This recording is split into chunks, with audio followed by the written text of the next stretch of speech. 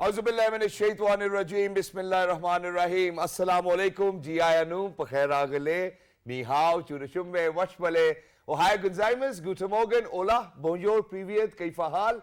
Hale shuma chatore. Ahlan wa sahlan. Marhaba. Buna. Mucho. Gracias. Swami. Bhalli kare aaya. And thank you very much, everybody, for tuning into PTV World. You're definitely watching World this morning alongside the very fantastic, amazing, scintillating, exuberating, and excited Ms. Maheen Jaffrey. And I happen to be Shahzad Hassan Khan, and we hope and pray that everybody out there is ready to kickstart their day with us. Hello, Maheen. How are you doing today? Assalamu alaikum, Shahzad. I am perfectly fine. Hello and welcome to the viewers out there in World this morning.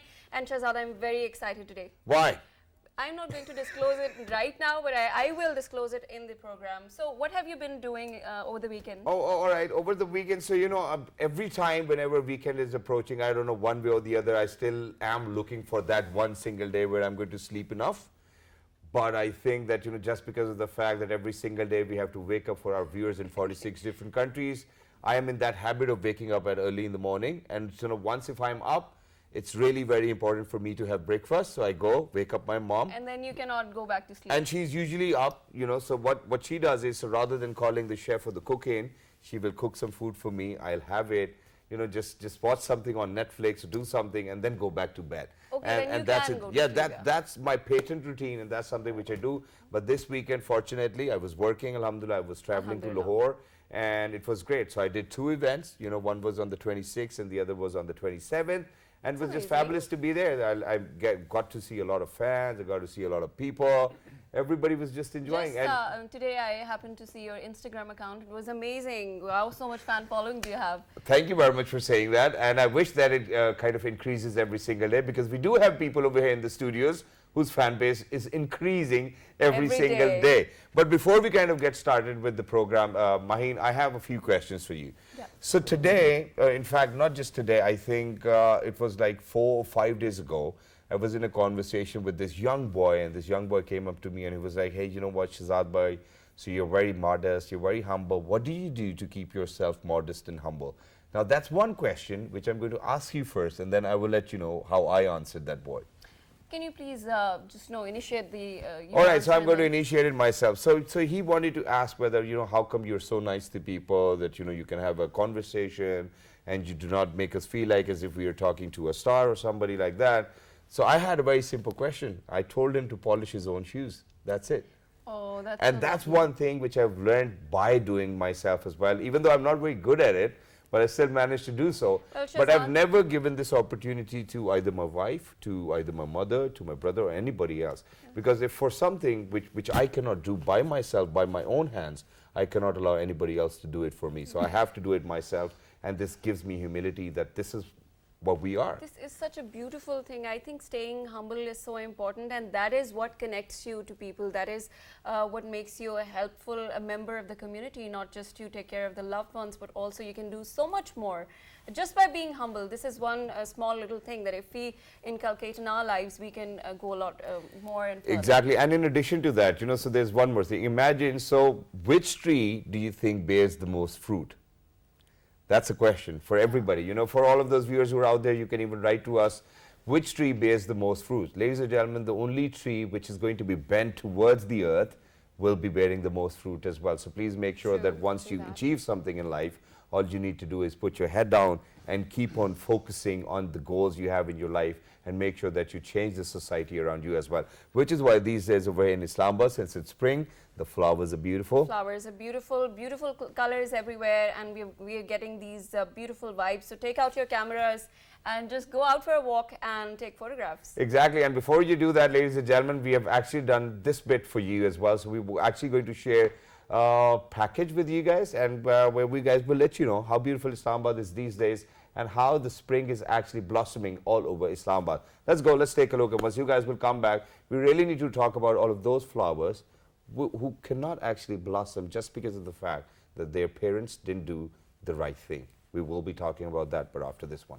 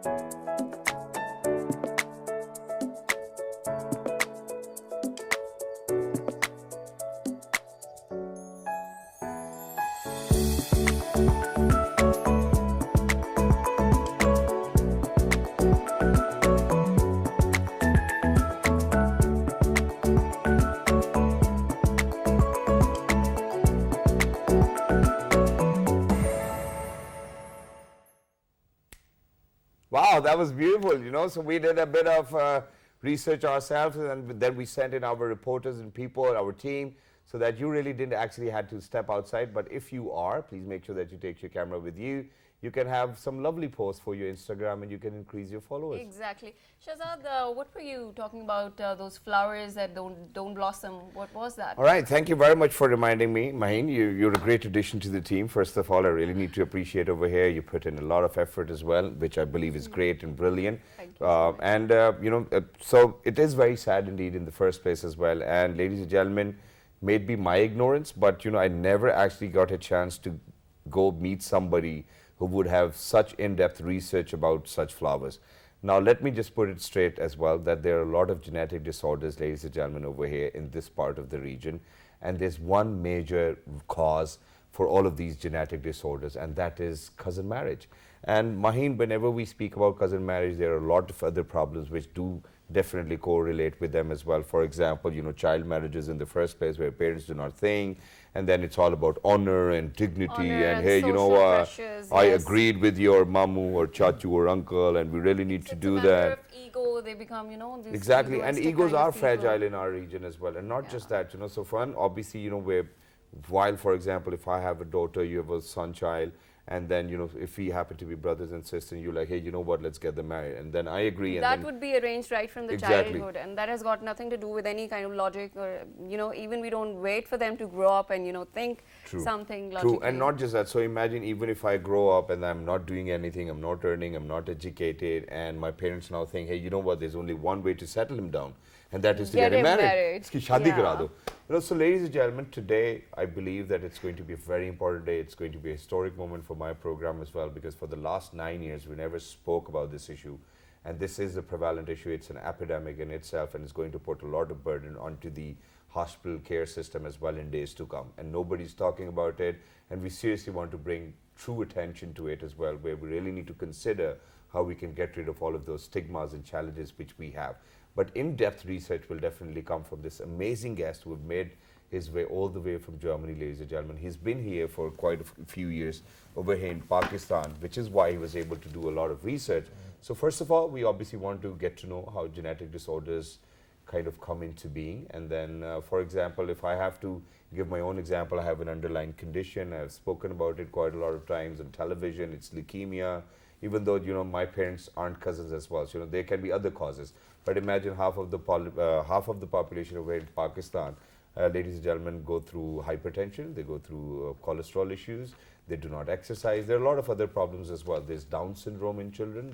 And we're seeing a lot of young deaths, Shahzad, these days. Exactly. Especially because of heart attack. Yes, and we really need to kind of talk about it, whether what's causing that. Is it just the cousin marriages, or is it something other than that? Yeah. And at the same time, we certainly need people who are athletes, we need people who are film stars, we need people to come together to talk about it, because ladies and gentlemen, when you start to talk about it, that's when you create a ripple effect. It's like throwing a stone into the river, it's going to create a ripple, it's going to come back to you. And this is truly what our job is, and today that's what I'm going to fulfill as well. We're very lucky that we've actually been joined by somebody who happens to call himself a genetist, and ladies and gentlemen, he is Professor Dr.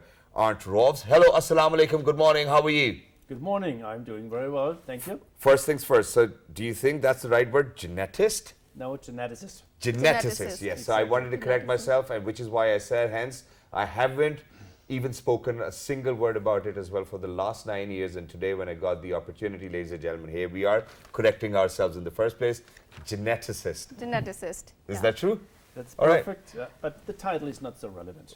But still, you know, we want people to understand it, what we're talking about. So thank you very much once you. again for joining us. And for the next part, ladies and For gentlemen, the next part, we Shahzad, happen to have a superstar Yes. over here, and Maheen's going to take the lead. I am so excited, and I was telling you that I'm not going to disclose it, but right now I'm going to disclose it. We have an amazing person here. But first of all, let me talk something about the sports or hockey.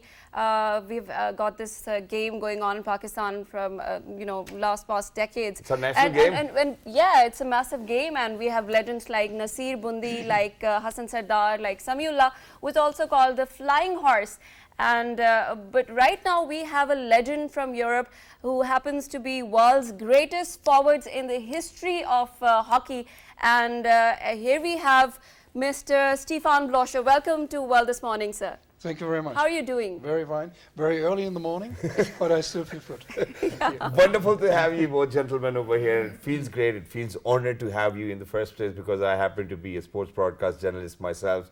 So I'm just under this impression that, you know, God, you chose me for this interview. So thank you very much once again. Thank you very much. We're honored, truly. And let's we're get the very conversation excited. started. So, Doctor, I'm going to get my conversation started with you.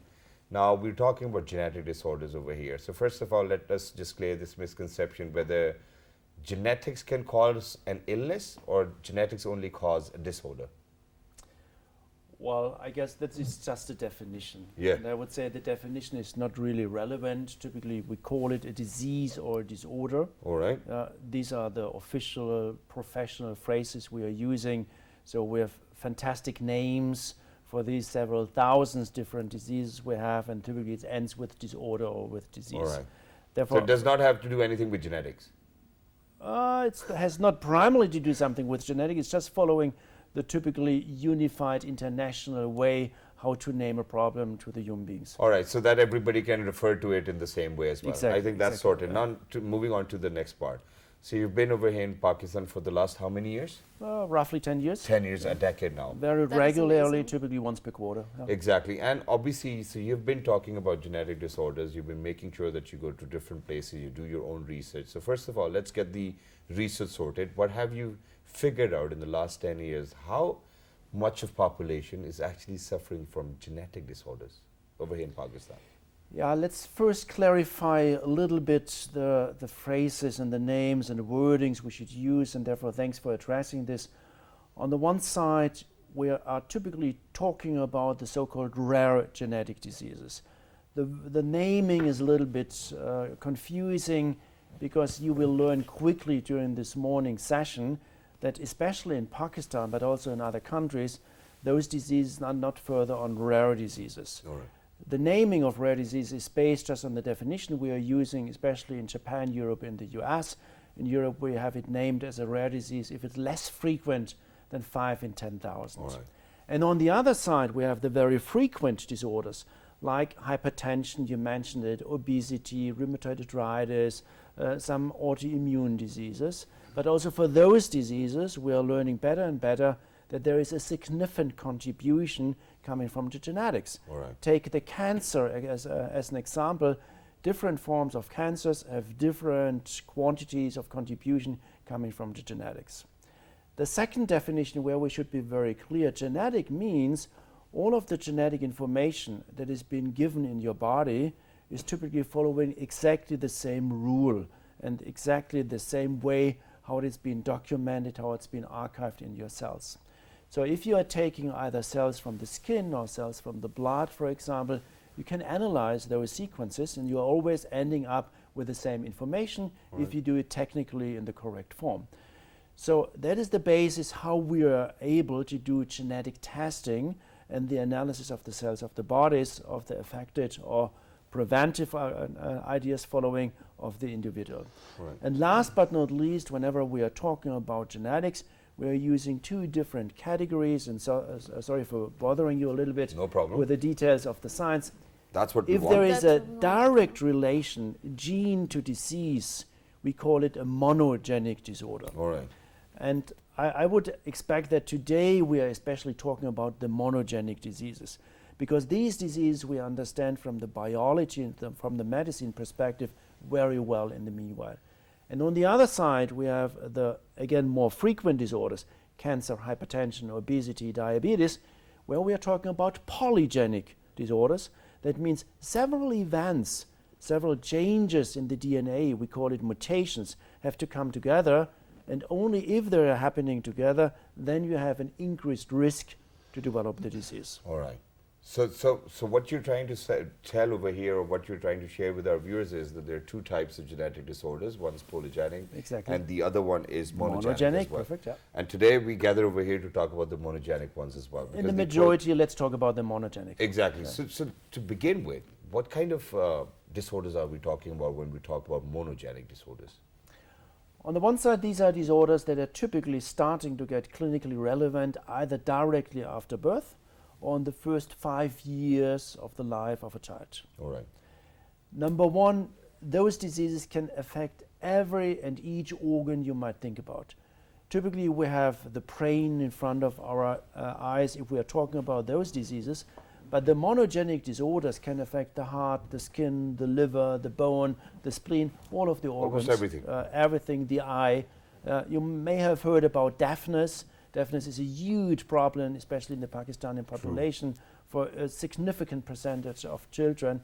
So every organ you might have in your mind can be affected by a genetic disease. Exactly. And you know, just to be very honest over here, you know, our parents, you know, so they do have a habit of shouting at us all the time. So, you know, that might cause deafness too as well. Growing up, you know, I was always shouted upon. I was like, hey, where are you? What are you doing? So I was always doing something naughty probably. You know, so I think I do have that deafness, God forbid. But that's something we really need to worry about, and that's something we really need to talk about. Mine, yeah, why not? Yeah, I was I wanted to ask, there's a figure that there are 7,500 genetic diseases in Pakistan. Is that true? And if it is, then why didn't we talk about it before? I mean, why are we talking about it right now? That's a question we need to ask ourselves. Yeah, no, but you know, we didn't have much awareness maybe, but the figure is so large, 7,500 genetic diseases. So we never even thought about that. No, but Mahin, imagine that we still are actually having this conversation with somebody who came all the way from Germany, spent 10 years over here, and we still are not able to figure out if somebody is willing to speak about these diseases or disorders. And this brings me to another question, that what got you, Mr. Stefan is, you know, sports person. So how did you get him on board, you know, for maybe better communication? Yeah. Great question, thank you. That's a little bit a difficult topic because it's addressing different layers. And let me go one step back. On the one side, you're totally right. It's a big surprise that not only from the professional perspective, that means from the doctors, from the physician's perspective, but also from the perspective of the families that are being affected, it is so difficult to talk about genetic diseases. There must be a traditional element, there must be a psychological element, there must always be also a feeling of shaming, because as parents, we are transmitting potential problem to our children. So this is a topic that can never be without emotions. On the other side, let's be fair, the genetic field in modern medicine has just developed in the last, let me say, 15 to 20 years. So it's one of the most recent next steps in modern medicine. We are aware about cancer since 100 years, infectious diseases since 100 years, but genetics is just a very revolutionary, modern further element in medicine. And then there is a further topic. You mentioned the 7,500 different diseases under the headline of rare diseases. Each individual of those diseases might be indeed a rare disease, especially outside Pakistan. Right. But if you put all of these entities together, you are ending up globally in a group of 400 to 500 million people being affected from any of those different diseases. Right. That's a huge number. That is significantly more than all of the cancer forms together and all of the infectious diseases together. That's twice the time of our population. Exactly. Exactly. Yeah. And, you know, so coming back to Mahin's question, how did you get your hands on to Sir Stephen? That brings me to the next step. The step is, how can we change or how can we contribute to a better life of our patients suffering from those genetic diseases? First, they have to get diagnosed early enough. Right. Second, hopefully for some of the disease it's indeed the case, there is a treatment available. But for the majority of those diseases, actually we do not have access to a really successful treatment. All right. So what is the best way to offer a patient a solutions? That is prevention. All right. Preventive concepts in avoiding that those diseases are so frequently popping up. And here is a very important element, especially the case for Pakistan, and you mentioned it earlier, it's the cousins marriage.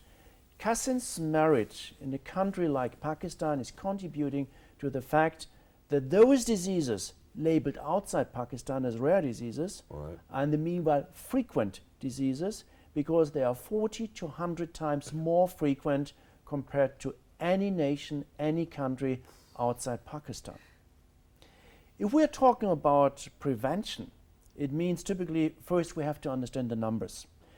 We have, based on our scientific activities in the last 10 years, very clear, very transparent numbers. Roughly 7% of the entire population in Pakistan is suffering from any of those 7,500 genetic diseases. This is without any doubt the highest percentage all over the world. So in that direction, unfortunately, I have to say, Pakistan is on the top. That affects That is roughly so about 15 to 16 million Pakistani people, Pakistani children in the majority. And I'm going to come back to this as well because, to be very honest, I think Dr. Antroff does not really want to answer Main's questions. So I really want to move on to the legend over Necessary here. to introduce the concept. Necessary to introduce the concept. It is exactly. But since we're a morning show, I wanted to be on a very lighter note as well. So I'm going to move on to the legend himself. So, Mr. Stephen, obviously, it's an honor once again, and I'm just starstruck over here, reading about you, studying about you as a sports broadcast journalist. My life has been great, and I think you were the only one of those German players who actually had quite a lot of good control. And speaking about all of these That is because things, of the genes. I that think he that was had. back. I think that was back in the day as well. But now he's got control over how he's actually going to make sure that he's going to inspire millions of people globally because of what you did in the past. So how did you kind of agree to this idea? Because I haven't really seen any athlete doing such kind of advocacy for Genetics. genetic diseases or disorders. I think when you're a good sportsman and you have a lot of fans around the world, you must give something back. True. And when Mr. Professor Rolf asked me to be an ambassador for genetic disease, so I was very lucky because I have parents coming from different cities Yep. and not from one family. And the biggest thing what you can get as a sport athlete, that you are health and you don't have genetic disease. True. When you have genetic disease, you have never be a chance to be a world-class athlete, if in hockey or in basketball or in every sports. True. This is the first thing what you can get to be a healthy young child with a talent. And then the talent, you grow up and you get strong. And when you're getting born with a genetic disease, you have no chance not to be a piano player, not to be a basketballer, not a hockey Or player. anything. So you must be the first thing what your parents give to you, be a health guy, be fit and be strong. And the parents must do everything True. what they can do. And when they make the decision to get children, make sure that they are not coming from one family. True. That's the biggest mistake they can do. Exactly. Then when they make this mistake, you can, in percentile, you can really make it relatively clear that you have not a chance to be a world-class athlete. And you know what, I need to share over here, ladies and gentlemen, that when I started to lose my hair, I started blaming my parents that your diet wasn't great. honestly, it was because of their diet that I started to lose hair. I didn't have to do anything with it. But sir, now coming back to you, Doc, and that is that obviously you've made us understood how important it is and how 15 to 16 million people are being affected and have had an impact as well. But now when we get into the detail of monogenic diseases as well, do you think that early genetic testing can actually avoid us from all of those diseases or illnesses which we might experience in near future, God forbid, because we're unaware. Over here in Pakistan, we do not have this trend of going to the hospital or doctor twice a year or once a year to get ourselves checked up. We only go, God forbid, if the heart has failed or, there's some other major problem and it's life-threatening. So how do you think that we can avoid, because now for all of those people who've married their cousins, done and dusted, you cannot do anything Even if about they're it. done, can we go for like prenatal testing or screening, Yeah. something like that? Okay. Also coming a little bit back to your question, why I'm so happy to have Stefan with me. Yeah. Thank you. Here we are. We'll be Here we getting an are. answer. My yeah. Monday is made now. Thank you. Happy Thank you. Monday. So the numbers are very clear.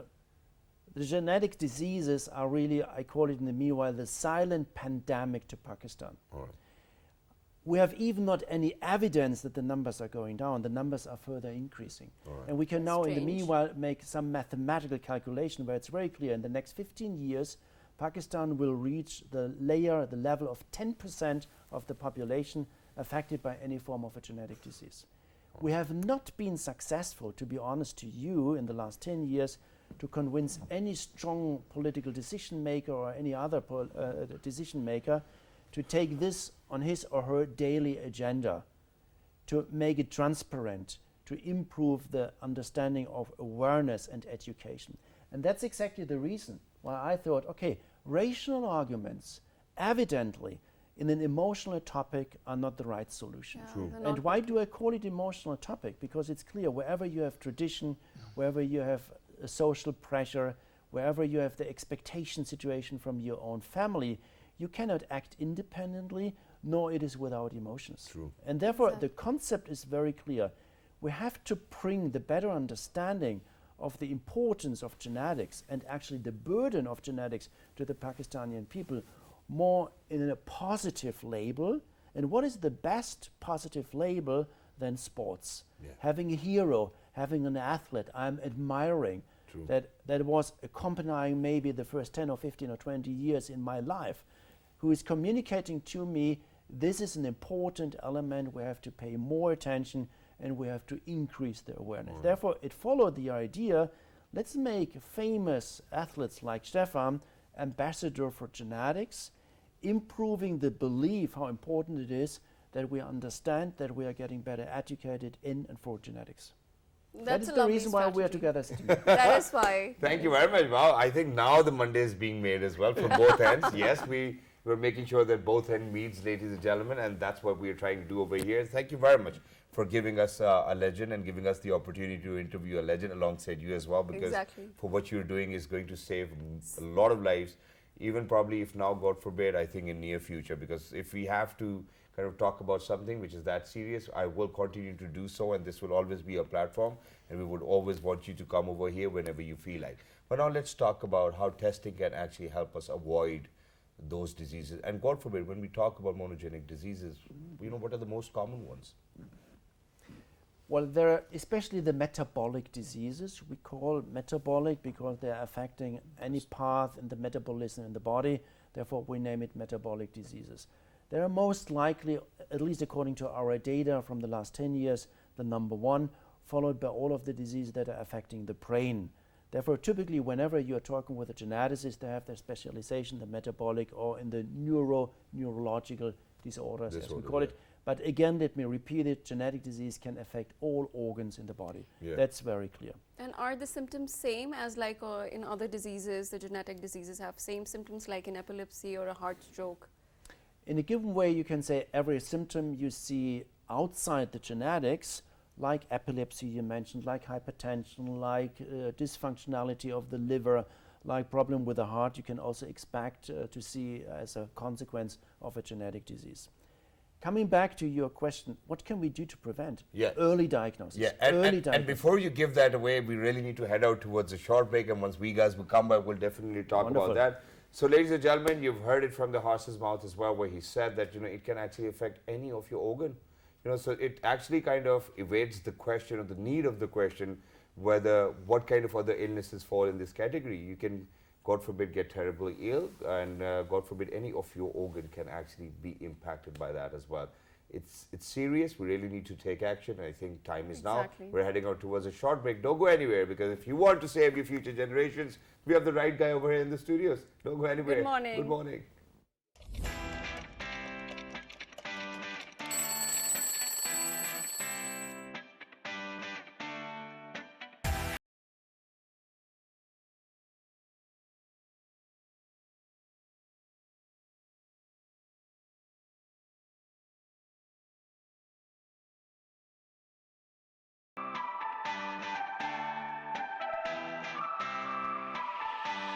Bismillahirrahmanirrahim. Assalamu alaikum and welcome to Diplomatic Enclave. I'm your host, Umar Khalid Bhat. And we had always felt that Imran Khan should be given the opportunity to lead the nation.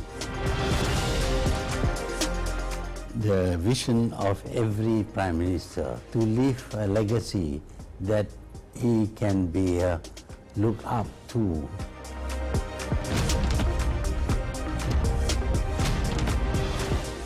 Climate change is changing the way water moves around the earth.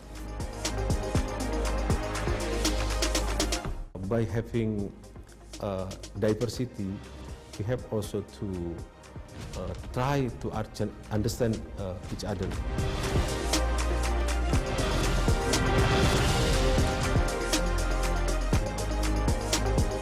Pakistan is a very dear country for me and for Azerbaijan.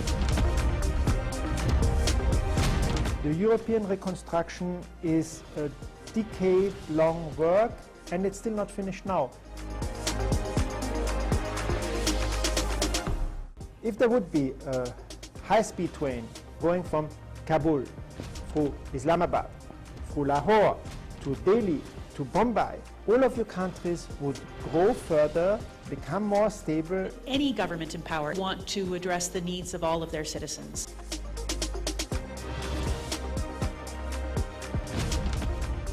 Watch Diplomatic Enclave every Saturday at 11:05 p.m. only on PTV World.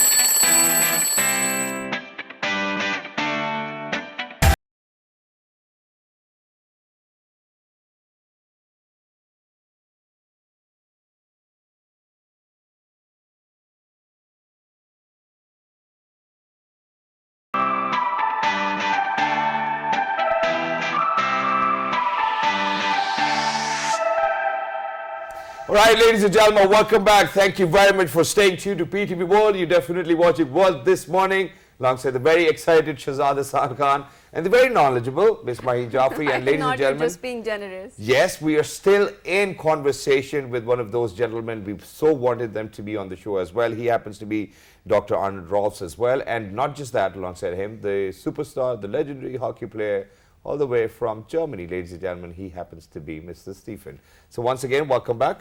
You're still here with us. Wow, wonderful. Thank you. So before heading out towards a short break, we wanted to talk about how we can cure such diseases. Obviously, one, we are advocating that cousin marriage should not take place.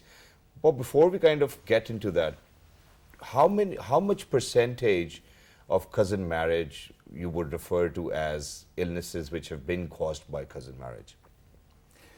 Well, I guess this always depends on the country on the one side. That depends also on the religion and the tradition and where the individuals are coming from. And also, most important, it depends on the social situation. We have clear evidence, the more problematic the social situation for the individual is, the more likely there is a cousin's marriage and the more likely they have really significant numbers of children. All right. This is most important.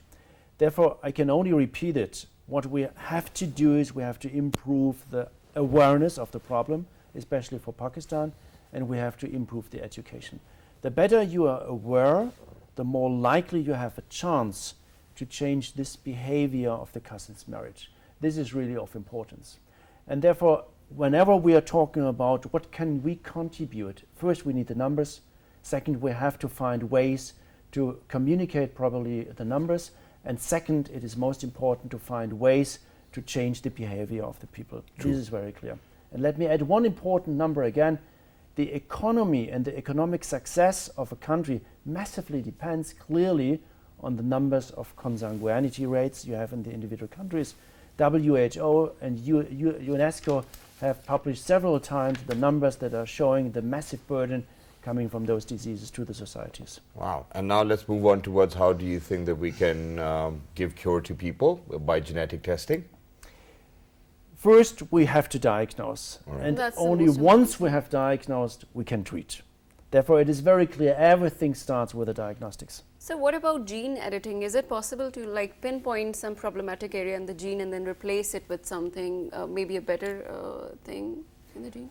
I guess gene editing, and let's not go too much into the details, what does it mean technically wise, will be definitely one piece of the technological portfolio we're able to offer in the next decades to our patients. Yeah. Technically wise, it's already per today doable. But we have always to think about consequences of such a procedure under the economic element, under the ethical element, under the element of where should we do that, are there still some risks, and we should not forget what we do once in the body will stay for the rest of the life in the body. And travel to generations. Exactly, exactly. So it's not just prescribing a drug and you can start the treatment or you can stop the treatment. Whatever is in your genes, whatever is in your body stays in your body. Therefore, I guess we have to be extremely careful. Therefore, let's not talk further on gene editing. No, let's talk about alternative technologies. Yeah. And the easy way typically to understand how we can actually treat genetic diseases is to understand whenever there is a mutation, that means a defect in the gene that causes a disease, it typically results that some protein is missing or some protein in your body is in a too low concentration. All right. Therefore, to substitute the missing protein is a typical element how we can treat those diseases. So let me give you some example from the metabolic diseases, because they are so frequently affecting our children. Let's name it Gaucher disease, Fabry disease, metachromatic leukodystrophies. For those diseases, we're aware that the enzyme we would like to have in our body is not existing because of the genetic defect. All right. And therefore, what we can offer to our patient is an infusion with an active protein, for example, B-weekly, and this is perfectly compensating for the missing protein, the missing enzyme in the body. Or alternatively, there are also some oral treatments, that means pills, that can be used in the meanwhile also to substitute for the missing protein, for the missing enzyme. Wow. Right. However, the spectrum of treatments is so massively increasing. So we start with the simple models, just substituting a missing protein, and we might end up in the meanwhile even with gene therapy.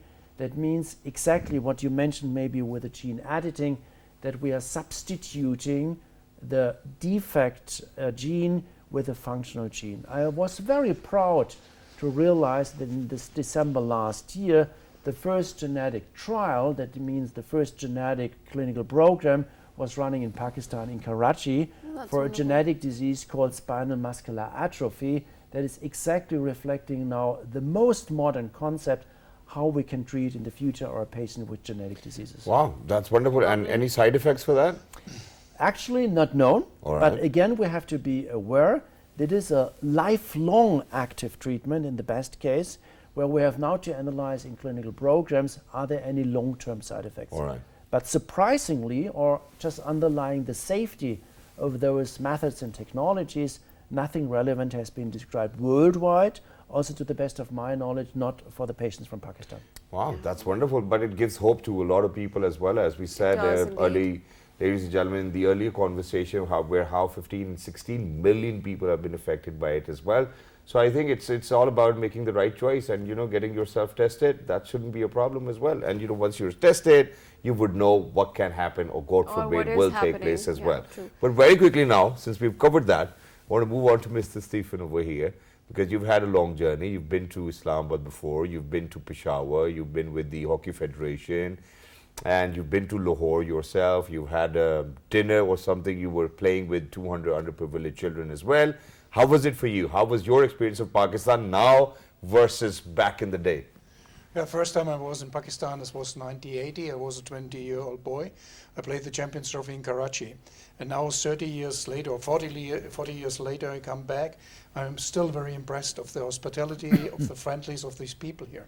And especially the night with my old colleagues from Hassan Zada, Zamula, and it was such an amazing feeling, because we have the pandemic, we have COVID, and you see each other after a long time, and you have such a good relationships, because you play Olympics, you play World Cups, you play Champions Trophy together. True. And you speak the same language. And this is amazing. I was at the cricket, at the test match, Pakistan against Australia. This was also amazing to see how it's growing cricket in your country up. And I still hope that hockey is coming back, that cricket taking all the things. I hope really Pakistan and the world need a strong hockey team from Pakistan. Yeah, it does, definitely. So can you share some of your fondest memories when you were playing hockey, and especially that event when you were playing in Pakistan and there were spectators, singing happy birthday to you, something like that? My first tournament, as I told, was the Champions Trophy in 1980 in Karachi. 30,000 spectators. This is a lot for hockey players. Wow. And from these days, there was a guy from Germany. I have blonde hair and white skin, and I dribble like a Pakistani. And I touch the ball like a Pakistani.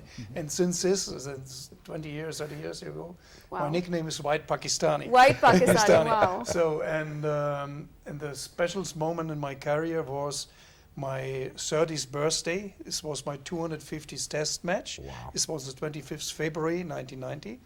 and the crowd, it was 50, 60,000 spectators in the National Hockey Stadium in Lahore, Ooh. and the crowd sings me happy birthday. Oh, it's So such a German, beautiful moment. German guy to get happy birthday in the National Stadium of Hockey Whoa. in Pakistan is unbelievable. So happy belated birthday once again. It was just a month ago. Yeah, we really need to Thank wish you you very birthday much. once again. So, you know, Happy you're belated here. Let us birthday, wish you sir. your birthday. Ladies and gentlemen, it was on the 25th of February 2022 this year around as well. So happy birthday to you. May you have many more. And may you always find a chance to come back to Pakistan. Happy Hajj Day once again. So very quickly, what did you eat? Lamb, chicken, and rice. Lamb, chicken and rice. A lot of protein. Yeah. I think that's important as well. And right? some fruits from the area around Islamabad. Can you guess the name? Bananas, strawberries, and mango. And mango, okay, fruits. I thought that you were saying food. Food. All right. So when we Fruits, talk fruits. about mutton, you know, you got to Peshawar as well, and Maheen over here would rather tell us, you know, what mutton dish the Pashtuns cook. Can you tell us a little bit about that?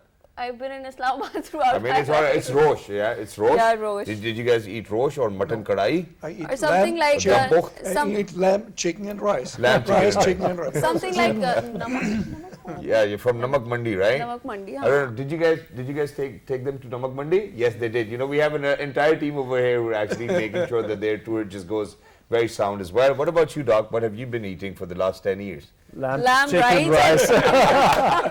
I'm very flexible in changing the order. Wow, that's wonderful. So either... And the mango, we should not forget. We Yeah, really obviously. love the mango. And it's summers over here. Unfortunately, not yet the mango season, actually, Yep, but it will come back. And I'm waiting for that. It's the king of all fruits as well. And mangoes, ladies and Absolutely, yes. gentlemen, when you eat mangoes, it is said over here in Pakistan that, you know, that the mango juice really needs to drip from your elbows. All right, that's how you need to eat it as well.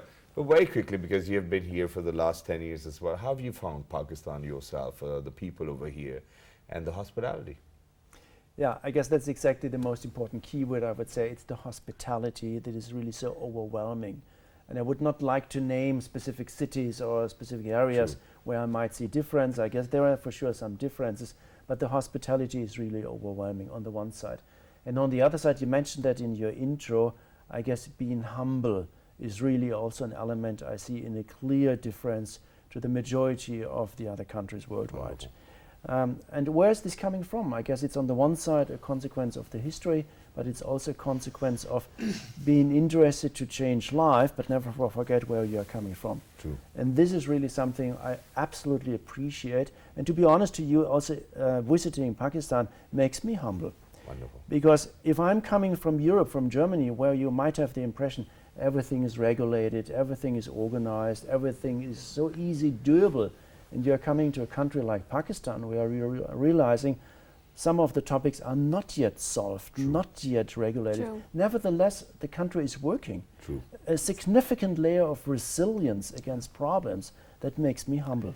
Oh, And wonderful. therefore always happy to come back. And that's beautifully put as well. So what about you? Towards the end, what will be your message for today, and that too about genetics as well and genetic disorders? Although I must agree 100% what Professor Hans says, the hospitality in this country is amazing. Although I was 30 years not here, and when a couple of days I make my first hockey clinic in Peshawar, and I getting now more Instagram fans and Instagram followers I get in Germany in the last years. Wow. So still the name and the game hockey connected people, and German in Pakistan and sport makes the people come together. True. Yeah. And this is It Nelson does. Mandela said, sport has the power to change the world. Exactly. And when you come on a hockey field or on a cricket field, or you play basketball, and different nations, different colors of people, and they make sport and be happy. And True. in your country is very sporty country, Wonderful. and they still forget not the allegiance, and this makes me happy and very proud. And it's always nice to shake hand to everybody, Lovely. make everybody a selfie, and this promote hockey in the country. Wow. And this is a great thing to be here. Yeah. And it's wonderful. So thank you very much, gentlemen, for being with Thank us. you It was very much. lovely It to was be in such an honor. conversation. Yes, Yes. exactly. It was an honor. And it really, this show, ladies and gentlemen, needs to be the epitome of my career as well, because, you know, one, I actually spoke about a subject which was very underlined and undermined as well, and nobody spoke about it, and then I get to actually interview a legend of such sort. We were in conversation with Mr. Stephen as well. But ladies and gentlemen, I think everybody has got this opportunity within their own hands where they can get themselves tested and kind of have a very simple and healthy life. And it's your choice, one day or another day, God forbid, if there's an illness inside your house or family, I mean, it's going to shake you up from top to bottom. So please make sure that you get yourself tested on regular routine as well, and make sure that you kind of stay healthy. Yeah, and also stay well informed. Just check out their websites. Just know what they're doing. They're here for a noble cause, so you also have to, contribute on your part. Exactly, and towards the end, ladies and gentlemen, make sure that you write to us on our Facebook page, which is with the name of World This Morning. On Twitter, it's World This Morning. On Dailymotion and YouTube, it's World This Morning. On Instagram, it's PTV World This Morning. Till the next time, look after yourselves. 1, 2, 3. We'll see you tomorrow morning. 1, 2, 3. Good morning. Thank you. Thank you, sir. Thank you. That was a big fat line.